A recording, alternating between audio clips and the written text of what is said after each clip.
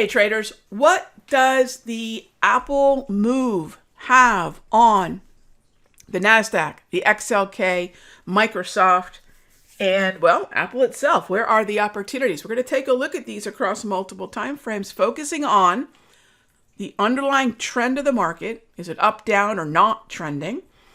What are the zones that we're focused on? Support and resistance, and how are we finding those zones? Well, first of all, we're going to start off with the daily time frame of the NASDAQ, which is in an uptrend. So even with the Apple weakness, what we have is still very much an intact uptrend from the NAS. Right? We can see that very easily with this green lower row on the multi-trend. That's an uptrend, and all you need to know. If you can see green on this, you know it's an uptrend, which means we can buy levels like this Darvis level. This is a Darvis 2.0 level, or the DPMR zone. That Darvis 2.0 level sitting at approximately 12,950. The DPMR starting at about 12,920 all the way down to about 12,850. Those levels on the NAS on the daily are very viable. By the way, they're going to be very similar on the 60-minute time frame. As long as we can remain in a neutral sideways market, that DPMR is going to kick in right around that same area.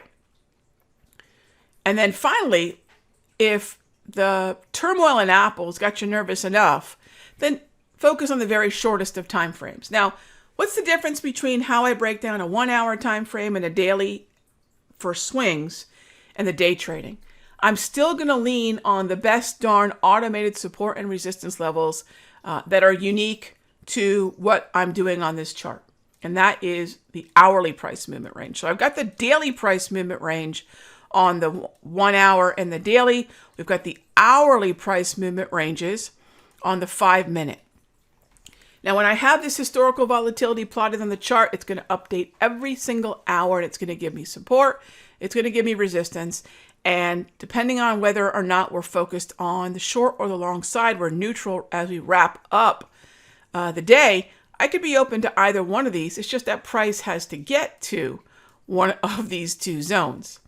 Okay. Now, a lot of this is going to be moving because of Apple, and the next big group of stocks to be hit after the NAS is going to be the XLK. This is number one weighted stock, Apple, and then Microsoft. Right? It's the number one weighted sector in the S&P, the NASDAQ, and number two in the Dow.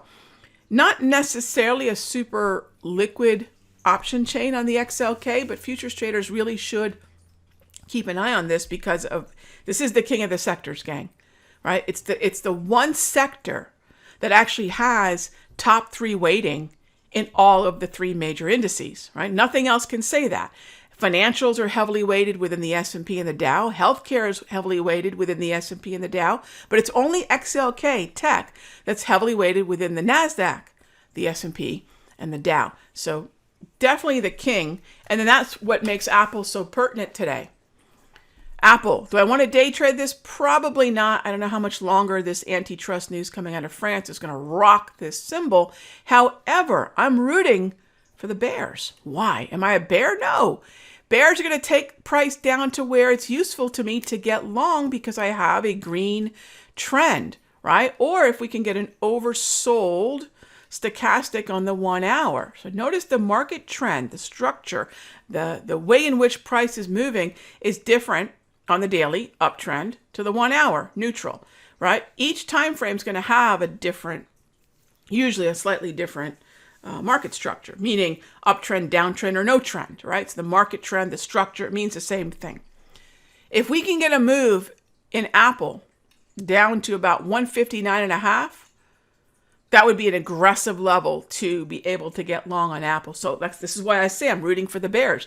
They're going to carry price down to where I can be a buyer, right? And this is where I think a lot of folks feel that bulls and bears are always at odds. Not necessarily. I'm rooting for the folks to drive this, hopefully, to their profit target. And at that level, I can start looking long, right? So that level for me, this little area in here, becomes very interesting for long calls in Apple. And then if Apple starts moving higher, right, XLK starts moving higher, the XLK starts moving higher, that helps our NASDAQ. And this is how these things are connected, right? But Apple was the big mover because of its news, in turn affect XLK, and in turn could affect NASDAQ. So we'll just turn that around and start looking at Apple for clarity, maybe a buying opportunity that will filter back up to the larger groups. All right. And that's the way I look at futures trading. But then at the same time, that's why I look at ETF and stock trading too. Hope that helps. Keep those volatility levels on your screen. They're going to make a huge, huge difference. And again, if we want to be day traders, I like the day trade on the NAS. Let's dilute the Apple exposure in case it has another wild day, and we'll just take advantage of it on the NQ futures or QQQ. All right, gang, I'll see you in the next update. Hey traders, Raghi from Simpler Trading. Thank you so much for watching this video. Be sure to leave a like and a comment below. And remember, subscribe and click the bell icon so you'll get notified of the next update. And when you're ready to join me for live trading, be sure to head on over to simplertrading.com. I'll see you in the next update.